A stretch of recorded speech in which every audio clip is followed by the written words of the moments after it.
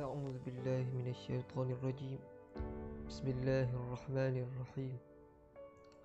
الحمد لله رب العالمين، والصلاة والسلام على أشرف الأنبياء والمرسلين وعلى آله وصحبه أجمعين.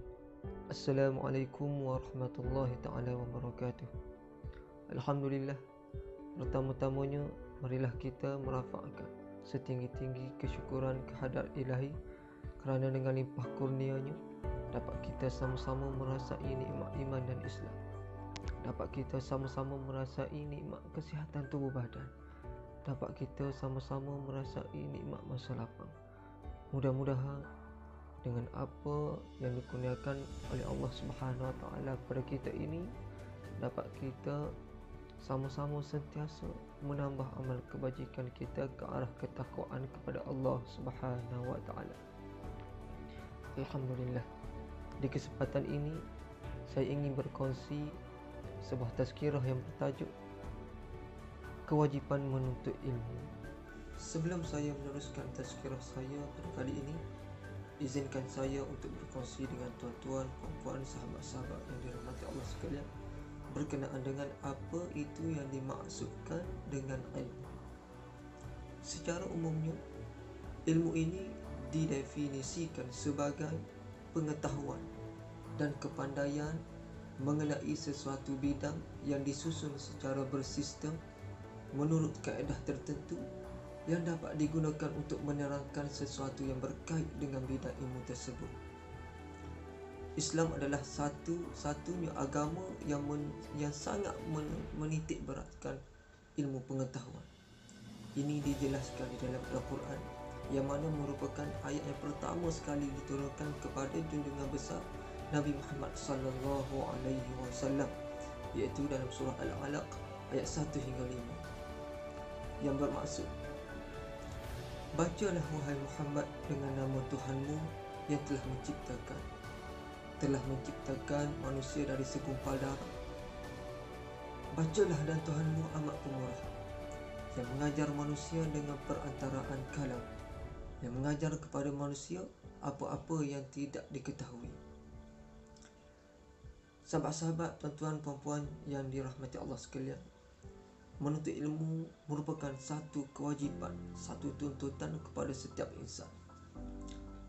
Sebagaimana sabda Nabi sallallahu alaihi wasallam di dalam sebuah hadis, talabul ilmi faridatun ala kulli muslim, yang bermaksud menuntut ilmu itu wajib ke atas setiap muslim. Tuan-tuan, puan-puan yang dirahmati Allah sekalian, orang yang menuntut ilmu ini mempunyai banyak kelebihan yang dijanjikan oleh Allah Subhanahu Wa Taala. Antaranya ialah dipermudahkan baginya jalan untuk menuju ke syurga. Sebagaimana sabda Nabi sallallahu alaihi wasallam dalam sebuah hadis daripada Abu Hurairah radhiyallahu anhu. Sabda Nabi sallallahu alaihi wasallam, man salaka tariqan yaltamisu fihi ilma sahhalallahu lahu bihi tariqan ilal jannah. Yang bermaksud, barang siapa yang menempuh satu jalan untuk menuntut ilmu, maka Allah Subhanahu Wa Taala akan memudahkan baginya jalan untuk ke syurga.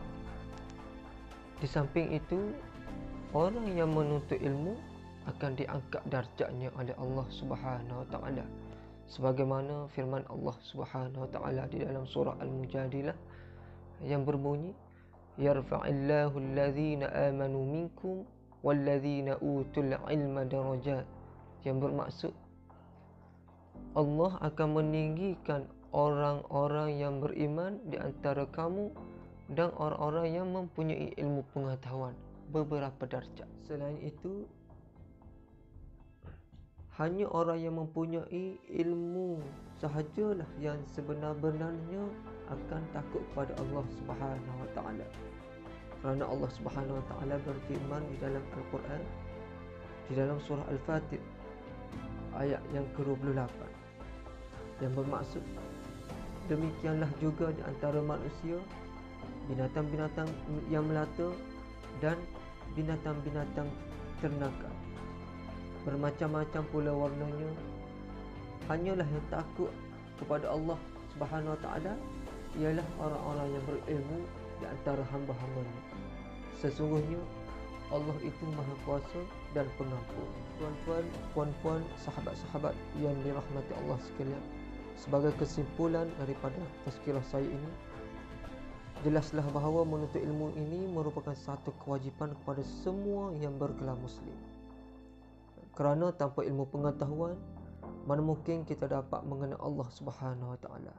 Tanpa ilmu pengetahuan, mana mungkin kita dapat melaksanakan perintah Allah Subhanahu Wa Taala dengan sebenar-benarnya. Moga-moga perkongsian yang saya sampaikan ini sedikit sebanyak dapat memberi manfaat kepada semua yang menonton. Sekian tazkirah daripada saya.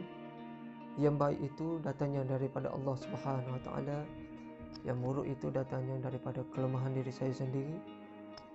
Aqulu qawli hadza wa astaghfirullahal azim li wa lakum. Assalamualaikum warahmatullahi wabarakatuh.